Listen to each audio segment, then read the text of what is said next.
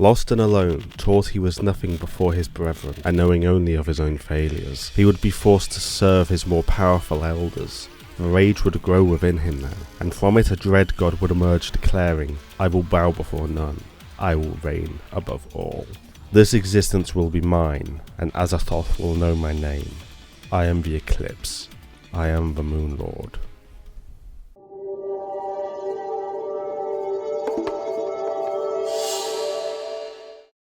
Born blind into an infinite, unfeeling universe, sensing only the power of his almighty ancestor, the Moon Lord was a deformity among the other elder gods. Rather than the nightmarish beauty of a mass devoid of shape or reason, a fit embodiment for the unfathomable minds of a creature beyond knowing, the Moon Lord bore a distinctly anthropoidal stature, not dissimilar to the filthy lower life forms that scurried about the universe. He was shunned, ridiculed, and forced into the servitude of the chaos gods who had conceived him, just like one of those lower forms of life. His mind, however, was just as devious and maddening as any of those who had come before him, and slowly, secretly, he would formulate his ultimate plan. Despite possessing 2 pairs of eyes, they were all glazed and unseeing, so first of all he learnt the manipulation of flesh, and created himself a pair of eyes within his palms, so that his sight may reach out across the cosmos. In time he also learnt to open a 3rd eye, this one of the mind, so that he may see into the souls of those before him. For eons he continued to mutilate himself, so that he would be more like his elders. He tore open his skull so that his brain could grow as his knowledge did. He ripped open his chest to enhance his heart, and in time he would rend his body in 2 to pursue a greater purpose. Although there were those around him who still did not respect either his power or knowledge, his efforts had convinced most of the cosmic deities to accept him as one of their own, albeit with a wary eye they cast on no other.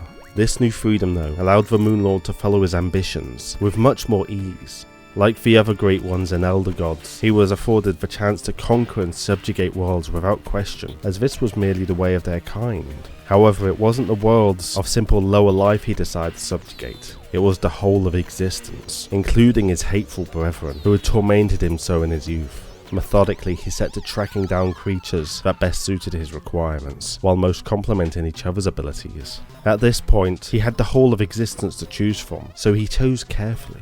Taking his time, the Moon Lord assessed tens of thousands of creatures across the cosmos, and eventually decided upon 4 worlds that most interested him, while exterminating the rest. They were worlds of warriors and parasites, weavers and telepaths, and for each one he would take what he deemed to be the strongest organism and use his knowledge of flesh to enhance them in his own image.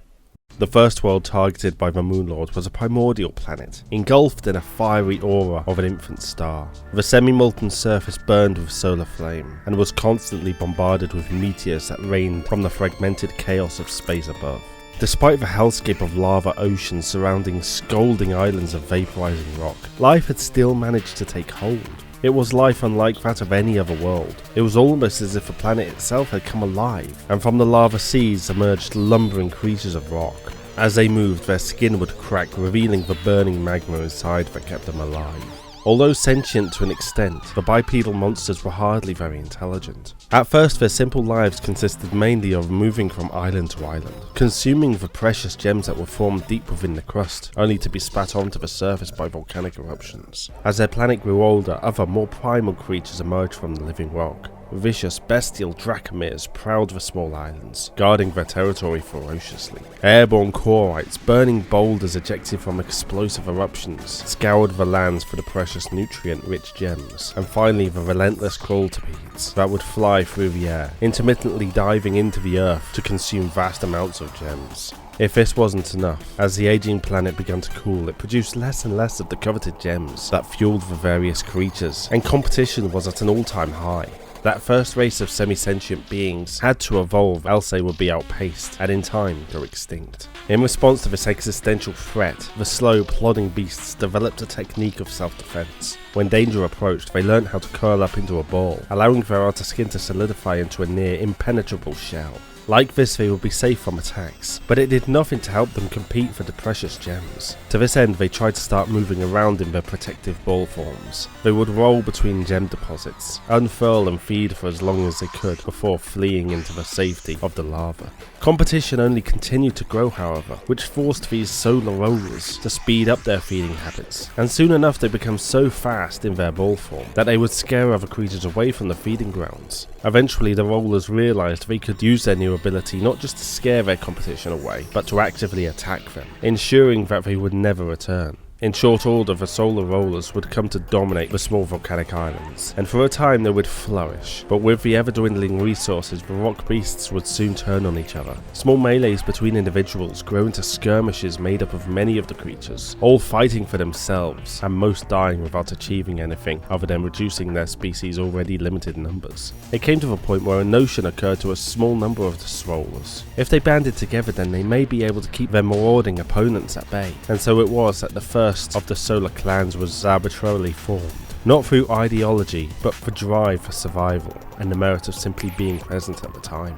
In the beginning the clan drove back the others, but as it always was, the evolutionary arms race did not remain one-sided for long, and quickly multiple other clans were loosely formed, each consisting of less than a dozen individuals. Any war would mean less gems for everyone, and if any were found to be weak or feeble, unable to support the rest, then it would be ousted, with any number of lone outsiders eager to take their place. Through this rigorous selection process, the clans grew strong, and anywhere else in the known universe were unmatched. Against each other, however, there would always be a stalemate. Where one clan grew in strength, the others must respond in kind. It even came to the point where the Sorolers dominated the lesser beings of the world, using Dracomirs against each other, first as wild, feral beasts, but later as mounts to ride into battle. And so it was for an age. The once starved, barely aware creatures of rock now ruled over their planet in a perpetual state of all-out war.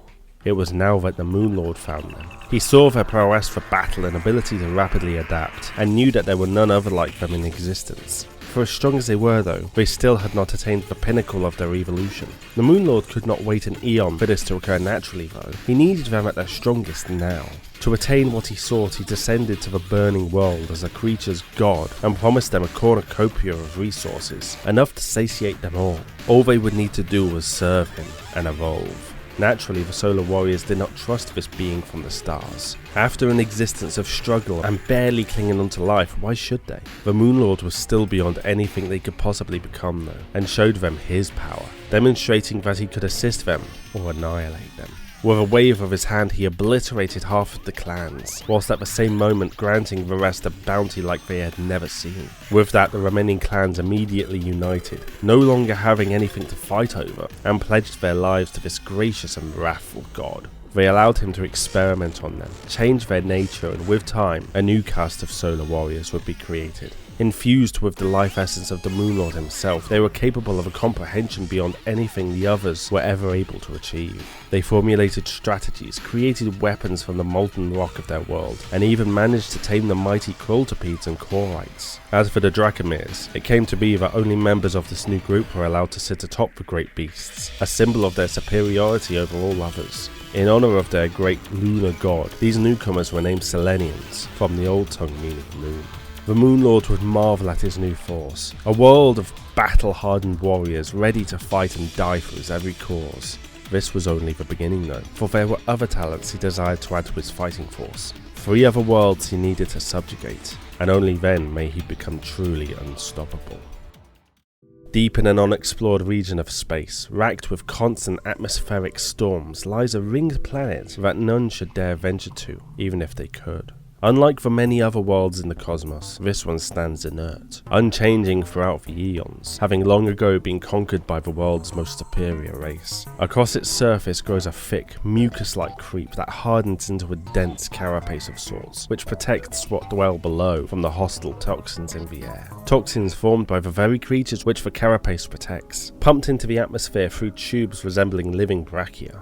This world is far from alive, having been choked to death by the parasites that burrow into and grow throughout it. The single species that still exists on this dead rock are not known to have a name. Any who venture close enough to conduct a taxonomic analysis would surely die. Even worse, they may for a time survive. Beneath the carapace exists an unending network of tunnels and chambers filled to the brim with nightmarish, scuttling creatures, dubbed to be like hornets by a single garbled and doomed transmission from the world. Here these alien workers tend to the multi-eyed pustule-like larvae of their species. It is unknown for sure how the creatures obtain enough nutrients to feed the vast brood of young, but it is known that regardless of how many of these young exist, more will be continually birthed by the final and most vital part of the aliens' hierarchy, what can only be described as the Queen. Contrary to what outsiders may believe though, there is not just a single alien queen. At one point in time there may have been a single matriarch, but in order for the hive to grow to the vast size it has, there has to be many more than one singular queen. In fact, there may be thousands, possibly tens of thousands, each with direct control over their own brood, which in turn interacts and integrates with others until there is no longer any definition between them, and the whole hive moves as one tremendous entity. Those who have heard tales of this terrifying world consider that its ecosystem may exist in a perpetual cycle, that the dead, barren world seen today is merely a dormant phase, and that in the distant past life may have grown across the solid carapace as if it were bedrock, evolution giving rise to brand new creatures that the parasitic aliens would then go on to harvest, infesting their bodies to incubate their young, feeding on their flesh to maintain them, and at last coating the surface in another layer of that dense carapace, erasing all evidence that the planet's surface could maintain any form of life. Whether or not this was the case in the past, it is unlikely anything could ever exist again in that hostile atmosphere. It may be that the parasite's dormant phase would now go on to last an eternity. At least it would have if not for the Moon Lord. He could offer the species the one thing they could possibly desire most: space to expand. Under the Moon Lord, they could be transported off-world to infest other planets, entire solar systems, maybe even galaxies. The Moon Lord would not care if that happened so long as they followed his instruction. It was to his surprise then that when he descended into the toxic air, he was greeted only with the awakening of a ravenous horde. They could not see beyond their own instinctual desire, and rather than view this titan from the stars as their ticket to galactic infestation, they saw him only as a suitable host for millions of their spawn. It was with some degree of disappointment then that the Moon Lord was forced to exterminate billions of the alien parasites in an attempt to impose his will. But still they came, trillions upon trillions, an unending swarm that would only be stemmed once they were all dead.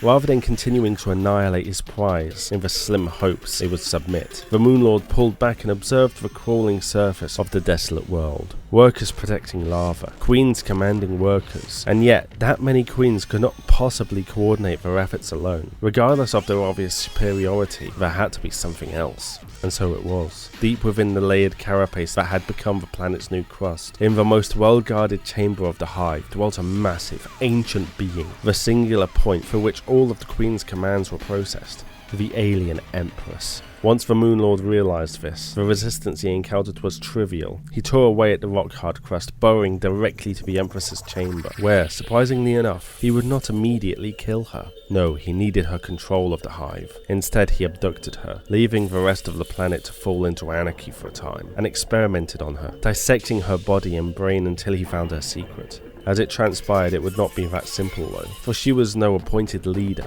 but the first of the queens, the first to birth her kind, and over eons garner ultimate control over the planet. Discovering this, the Moon Lord resolved to a risky course of action. He would consume the Empress whole, and attempt to merge her with his essence. Over her existence she had grown strong though, and there was a slight but very real risk that she would be the one who would gain control over the Moon Lord, and even if he did take control, then part of her would live on within him, whispering inside his mind forevermore. But the deed had been done, and for the moment the Eldritch God maintained control, managing to quell the horde and order them into a form of his liking. Without taking a moment to attempt consolidation of power within his own mind, the Moon Lord set to altering the species with his own DNA, as he had with the solar race. The changes twisted the form of some of the queens, vastly expanding their intelligence, making them commanders and tacticians of sorts, so the swarm would no longer be a mindless horde, but a disciplined killing machine. They were named vortexians, for like a vortex, anything that was consumed by the horde would never be seen again. Even now, the Moon Lord was not done with the hive, for he saw potential in the hostility of the planet itself. He desired to harness the storms that raged in its atmosphere, and so it was that special suits were designed for some of the vortexians that would allow them to travel deep into the ion storms, charging uniquely crafted weaponry that could channel the immense power of the storm. These members of the hierarchy were held in high regard as the strongest of them all, carrying with them the title of Storm Divers, a name that would come to strike fear into the Moon Lord's enemies. At last, the cosmic god had achieved all he could with this planet, gladly counting its inhabitants among his ever-growing army. There were still 2 worlds he had set his sights on though, and these were sure to be more of a challenge to subdue than even the great Elder God could fathom. Glowing with cosmic energy, the next planet the Moon Lord approached was not like the others, where life on the other worlds had evolved over epochs of time like that of any other planet. The creatures here had been created in ages long past, to serve a particular function. In the early days of the universe, when Azathoth first dreamt of existence, the nameless mist, firstborn of the demon Sultan, looked upon her father's creation with great disappointment. His mind, she felt, was rigid, lacking imagination. Even she herself lacked any sort of physical form, a simple, all-knowing mist that permeated all facets of the fledgling cosmos. She wrestled with the void of creation until she could take its vapid silence no more. She too, like her father, was capable of dreaming into existence whatever she pleased, only where it was only natural for him, it would take all of her strength, leaving her weak and dispersed for eons to come. What she had created were the first of the Stardust Weavers, creatures that could go out into existence, replicate and shape the universe into something more. Across creation they would sow the seeds of stars, galaxies, and life across 1,000 worlds. By now the nameless mist was able to reconstitute and sire her first true offspring. Other outer gods, including the crawling chaos that would bring so much calamity to Terraria, had arrived into a bountiful reality, and the Weavers had been all but forgotten. Their task was over, and they were now expected to fade back into the fabric of existential consciousness from whence they had come. Instead, they had persisted, crafted an entire race and culture, even forming a planet to live on. They wished not to be disturbed by the turmoil of the gods who had created them, and only ventured away from their homeworld to repair any damage to the space-time they had woven. For the longest time they succeeded in their attempts to remain secluded, so much to the extent that the Moon Lord had no idea of their origins when he found them. All he knew was that these mighty summoners would make a fine addition to his fighting force, but before he could even make planetfall, he had been surrounded, trapped into a web of cosmic energy, and was being watched by beings of intellect beyond even his. He would rage at the web, striking out with ever greater blows, for no prison could contain the mighty Elder God, but in time he would learn the humility his conquest had so far lacked. Only now was he at last confronted by the masterminds of the galactic creators. They were bulbous, tentacled heads, their brains exposed just as that of the Moon Lords. Such symmetry was hardly coincidental, the Moon Lord had concluded. These were beings of cosmic essence, able to take any form they chose, and so it seemed they deemed his to be fitting. Realizing that this world would not simply be conquered like the others, he would open a dialogue, explaining to the clearly intelligent creatures of his celestial brethren, and how their rule would lead to naught but universal chaos, how he had searched the stars for those worthy of joining his crusade, and how those he stood before were indeed worthy. His rhetoric and half-truths were met with silence though, for they had seen through him, extrapolated his mind and being totally, and were in an instant prepared to erase his entire existence, and yet they hesitated. The Moon Lord was a devious and treacherous soul if ever they had encountered one, but he had offered them something they had not had in a truly long time. For all they had done for the universe, all the meaning they had brought to it, they themselves now lacked purpose itself. For as self-serving as his agenda was, it was an agenda, a goal, reason to be. And besides, for epochs they had observed the universal goings-on, and had seen the way the descendants of Azathoth had treated their existence, and agreed that they did not deserve to persist in such a place. Even if the Moon Lord may turn out worse, they now knew that they could overpower him, and when the time came, reforge existence in a new image. A better image. One without the scourge of the demon Sultan's polluted mind. But of course all this was kept from the Moon Lord, for his mind was as feeble as the others, easy to conceal from, and so it was. Of their own volition the entities of Stardust joined with the Moon Lord. Willingly they became part of his army, and made the Elder God believe that he had subjugated them, at least until it would be their time. As with the other races, the Moon Lord desired to incorporate his own DNA into some of the masterminds, and so they submitted. taking the appearance of what the Moon Lord deemed to be a superior being. But little did he know that rather than inject his DNA into theirs, they had infected him with a piece of their own being. As the Moon Lord directed them to create weapons and creatures of war, that piece of them grew within him, and soon it would make the dominated consciousness of the alien Empress. The Weavers could do almost anything, create a new body for the Empress even, promise her and her kind a place in their new reality, and with that it would only be a matter of time. From here they would insidiously work against him to achieve their own ends. And when that time finally came, and the Moon Lord met his inevitable end, a far greater threat may be unleashed on the universe. But for now they remained dormant, allowed the Moon Lord to go about its business, for there was yet more to do. 3 of his 4 targets had joined him, and now the Moon Lord felt there would be no way they could stop him and his already substantial army. It just so happened though, that his next target were the only ones who would be able to turn his entire fighting force against him, ending his schemes as well as those of the Stardust Weavers, once and for all.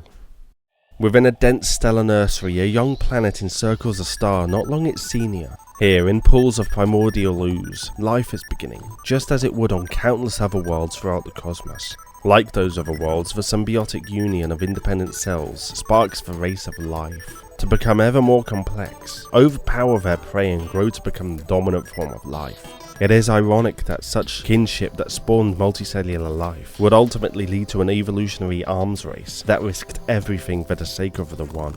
Here though, on this hidden world, things would go differently, and the one would be forsaken for the benefit of all. Where on other worlds, symbiotic cells would inevitably begin dividing, something in that nebula forced the cells of this planet to continue their symbiosis, merging, growing exponentially complex until they reached a point other life could only ever dream of. Maybe the nebula was poison, forcing a radical adaptation, or maybe it was a blessing from the gods unseen, sent to spur life to unfathomed potential. All that is known is the results, for the nebula is now long gone, blasted into the cosmic void by the thrashing of an infant star. Even in its absence, life upon the small world continues to advance at a dizzying rate. The sentience came swiftly to all creatures here, and they soon learned the secret of symbiogenesis, without the need for celestial intervention. Rather than a standard dynamic of predator and prey, where each would continually advance in order to thwart the other, the nebula creatures sought out the most different organisms of life they could and willingly merged together, becoming a greater organism while maintaining the combined essence of the original beings. On occasions though, a merger would go awry, and a lesser primordial animal would be birthed. But in the vast majority of cases, a superior being would emerge, encompassing only the best traits of its forebears. The controlled pattern of combining genetic traits continued for thousands of generations, allowing the nebula creatures to unlock incredible abilities, including telepathy and telekinesis. In time, they found vocalized communication to be clumsy and imperfect, opting to embrace the wholesale sharing of thoughts and feelings, so there would no longer be any misunderstanding among them. This decision would ultimately allow them to more efficiently decide which beings should share their essence, and they would eventually find themselves as masters of genetic manipulation, beyond even what they had accomplished previously. The mergings become regimented and calculated. The process of evolution left no longer to anything resembling natural selection, but to a council of genetic purity. Made up of only the most advanced specimens of their kind, the council's membership would be continually swapped out with increasingly advanced but inevitably cold and more calculating individuals. For a time, the council worked to advance themselves faster than they ever had before, but the swiftness of their evolution had created a problem. In their efforts to create the most superior being possible, most of their kind have been deemed as imperfect and were left behind. Among them, their already accelerated evolution continued, but for the council, it just wasn't fast enough. And for the first time in their planet's history, a schism had formed. The few existed as hugely advanced, self-improving demigods incarnate, where the many were considered backwards and impure. A time will come, however, when the so-called impure would become saviors of their entire race. For now, the council continued their work, focusing more and more on the latent abilities of the mind, now that their physical form had reached an apex, a self-levitating mass of brain and prehensile tentacles. Their mental abilities would grow beyond comprehension, their telekinesis becoming so advanced that they could construct complex items with not but a single thought. Given time, this capability would extend to the molecular level and beyond, allowing them to disintegrate anything they chose and reconstitute the atoms into anything they wished. Their gene pool had become limited, however, and soon they would reach the pinnacle of their evolution. Continuing to combine genetic strains, all they found was an impending wall of stagnation. The council even tried to use their telekinetic finesse to alter the very DNA of future generations, but all this resulted in was barely sentient abominations that begged for death. Eventually it was decided that there was no other way. In order to continue their advancement, they must look to the inferior life they had long ago outpaced. Of course, there was no way that the council members could merge their genome with the others even if they wanted to.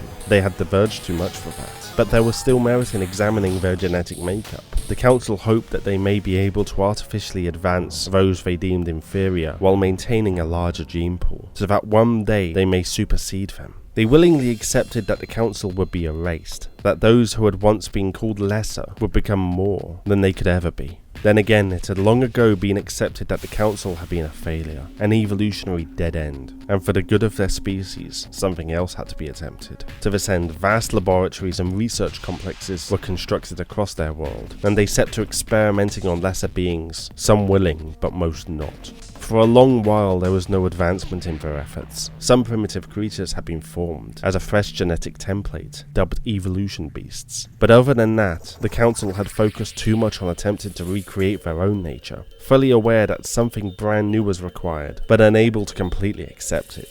Bastard attempts at recreating themselves resulted in nightmarish floating brains, all eyes and vestigial appendages. It was now that a bold idea was considered. The universe, they knew, was teeming with life, full of genetic variety, but until now they had viewed them as lesser than even the inferior beings of their own world. But now they saw them as a resource ripe for the taking. Making very slight adaptations to their own form, the council would venture to these other worlds, dominate them with their overwhelming abilities, and then use their new adaptations to partially merge with select specimens of the planets they invaded. They would have strained their victims with their tentacles before engulfing their heads, extracting samples of their genetics to return home. Back in their research facilities, the collected samples would be studied in an attempt to find the key to their continued evolution. Little did they know that the key would eventually find them. In the meantime, they encountered ever-increasing resistance across the stars, as the collected civilizations of the cosmos learnt of the brain-sucking threat and prepared accordingly. Soon they would suffer more losses than it would be worth, and they would be returned to square one. That was until the great Lord of the Moon arrived to collect his final prize. Unlike the other worlds he had conquered, the Moon Lord now hung back, sending forth the army of minions he had already collected, for he knew of the Nebula creatures' exploits, and he knew of their power. Across the Nebula world, 3 great pillars of rock and dirt ascended from the sky, their surfaces protected by a shimmering barrier which served as a portal for the marauding creatures to pour through from their own worlds. At first, the combined strength of the Moon Lord's army decimated the waves of lesser creatures and evolution beasts that met them, but soon those of the council arrived, and in a moment halted the army's advance. They even took the opportunity to collect genetic samples before they commanded the forces to reveal their master. Those dominated by the Moon Lord could do nothing to resist the mind control, and in no time the Elder God was captured by the Council. They found that they could not control this one, however, but it mattered not, for they could neutralize his resistance, and managed to escort him back to their world, to meet not just their forces, but his own brainwashed army that he had fought so hard to build, now reduced to nothing in a matter of moments. Standing before the Council, they had decided that the Moon Lord would be dissected for his genome, as his DNA may very well be the answer to limitless evolution, not just for the Council but for their entire planet. Ever devious as he was, however, the Moon Lord offered them something else. He reminded them of the resistance they had faced across the universe, and how, with his army, they could take whatever they desired. He even offered them his DNA willingly, citing the other creatures he had augmented as evidence of its superiority. All they would have to do was serve him. But then something happened he had never planned for they rejected his offer. They already had control of his army. They could blaze across the stars themselves, and as for his DNA, well, they could just take that.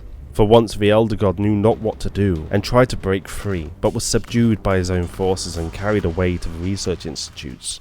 There were those in his army who had not been brainwashed though, and were merely playing along to see what happened. But now it was time for them to act, for the end of the Moon Lord's plans at the moment meant the end of their own plans. Using their vast cosmic abilities, the Stardust Weavers merely erased the ones controlling the solar fighters and Vortex Parasites, and directed them to free their master at all costs. Now utilizing their full power and protected by the Weavers, the Celestial Army decimated the Nebula Telepaths and made their way to free the Moon Lord. By now they had already harvested his genome and created a bipedal prototype, the next step in the Nebula creature's evolution. And once the Moon Lord was free, he deemed that it was as near perfection as anything could be, and that it must be preserved. As for the rest of the planet though, it could not be tamed and must be eradicated. Before following through though, the Moon Lord paused, the piece of themselves the Stardust Weavers had implanted into his mind speaking to him. It convinced him that they could still be useful, and that he was so close to his destiny that he shouldn't just throw it away. If he commanded them, they would follow, and so it was. The fighting ceased, and when the Moon Lord spoke, the Nebula Telepaths listened.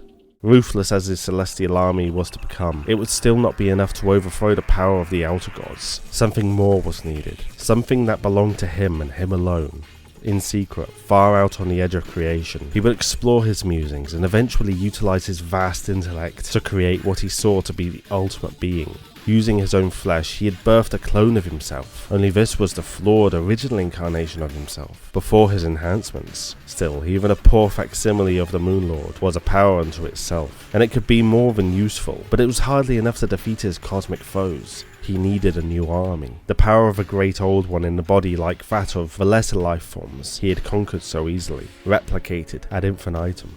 What had been seen as a failing in the Moon Lord's biology may yet become his greatest strength. Only how was he going to breed an entire army of nigh-immortal demigods, especially without the other cosmic entities discovering his plan? The tools he had used to clone himself were hugely unsuitable for the task, and he alone could not gather the appropriate equipment in secret. In that case, he would need someone else to do his work for him. To this end, he sought out the ancient but still lesser gods of the universe. For everything that Azathoth had dreamt up in his nightmare of reality, his direct offspring had seen the benevolent deities that took an interest in helping lower life as one of his worst creations. They were weak and willing to sacrifice themselves for creatures that could barely be said to be alive, and had no comprehension of the greater state of the universe. Even these would-be gods lacked in this sense, thinking themselves eternal and above all, when really they were but another manifestation of the one true outer god's overactive imagination. For now though, they may actually be of some use. Devious as he was, the Moon Lord found a way to influence the will of the elemental gods. After all, compared to his, their minds were, as a child's, simplistic, able to be moulded to his intentions. He convinced them to create a world, a planet of his design, the seed of his conquest. He would wait patiently while life all across it flourished, until it was ripe for the reaping. Curious creatures would come and go. Life on the planet would reach out across the cosmos to him, sensing his almighty power, and an outer god would come and dive there. Upon hearing the beacon of the stricken chaos god, the Moon Lord saw that it was his time, for none would question him answering the call of a fallen, and by the time they did, it would be too late. Although instead of going himself, he sent his clone, augmented with a virus that would, when he was eventually defeated by the more advanced natives of this world, begin converting this specially designed world into an incubator for his star spawn. Only he hadn't counted on a champion purging the virus and endangering his plans. So much did this one individual continue to thwart his plans, that the Moon Lord was driven to greater and greater extremes, including destroying his own body to create monstrosities of metal to fight for him, and eventually descend to Terraria with his celestial army. His plans were no longer secret, his crimes against the cosmic beings great, and they were coming for him. The invasion of Terraria must succeed. His starspawn birthed, else it would all be over. This was the Moon Lord's last chance. Hi everyone, I hope you enjoyed the video. If you did and want to support the channel, then please consider subscribing and hit that bell so that YouTube might possibly inform you when a new video comes out. If you want to go that bit further, please feel free to support the channel on Patreon or go and buy some merchandise on Spreadshirt and Teespring. Links are all down in the description. Other than that, have a great day and I'll see you next time.